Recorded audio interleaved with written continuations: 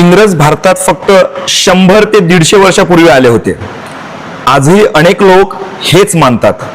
पण जर मी तुम्हाला सांगितलं की छत्रपती शिवाजी महाराजांच्या जन्माच्या आधीच इंग्रज आपली व्यापारी केंद्र उभी करत होते तर? होय, शिवरायांच्या काळात इंग्रज भारतात आले होते आणि हा इतिहास अनेकांना माहितीच आहे। आज आपण इतिहासातील हाच महत्त्वाचा पण दुर्लक्षित भाग समजावून घेणार आहोत। मी आहे मनीष मानकर आणि तुम्ही पाहताय मराठी दृष्टी। भारतात इंग्रज आले आणि त्यांनी थेट राज्य सुरू केलं अशी अनेकांची समजूत असते, परंतु प्रत्यक्षात इंग्रज सुरुवातीला व्यापारी म्हणून भारतात आले। त्यावेळी भारतात मुघल साम्राज्याचा मोठा प्रभाव होता।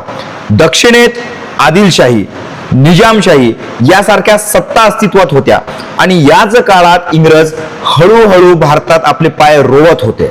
इसवी सन 1600 मध्ये इंग्लंडच्या राणी एलिझाबेथने ईस्ट इंडिया कंपनीला भारतात व्यापार करण्याची परवानगी दिली। याच वर्षापासून ब्रिटिशांनी भारताकडे व्यापारी दृष्टीने पाहायला सुरुवात केली।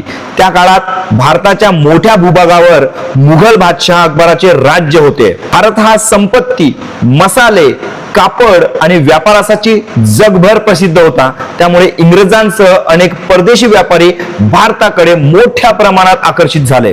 यानंतर ब्रिटिश अधिकारी सर थॉमस रो भारतात आला।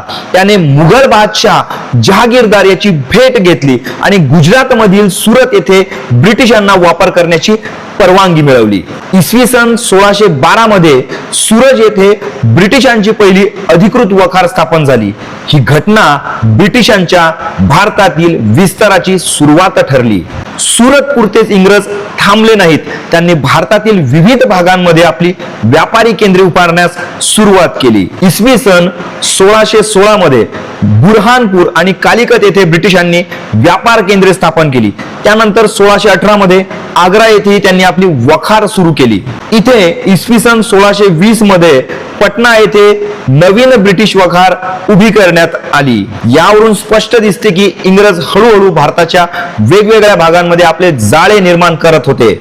या सर्व घटनांनंतर जवळपास 10 वर्षांनी म्हणजेच इसवी सन 1630 मध्ये शिवनेरीवर छत्रपती शिवाजी महाराजांचा जन्म झाला। म्हणजेच शिवरायांचा जन्म होण्यापूर्वीच इंग्रज भारतात आले होते, आपली व्यापारी केंद्रे उभारण्यास सुरुवात केली होती। हा इतिहास समजून घेतला तर एक गोष्ट स्पष्ट होते, इंग्रज अचानक भारतात आलेले नाहीत। त्यांनी आधी व्यापाराच्या माध्यमातून प्रवेश केला आणि नंतर हळूहळू सत्ता मिळवत गेले। छत्रपती शिवाजी महाराजांचा हा काळ फक्त मुघलांविरुद्धच्या संघर्षाचा इतिहास नव्हता, तर त्याच काळात परदेशी शक्ती भारतात आपले अस्तित्व मजबूत करत होत्या।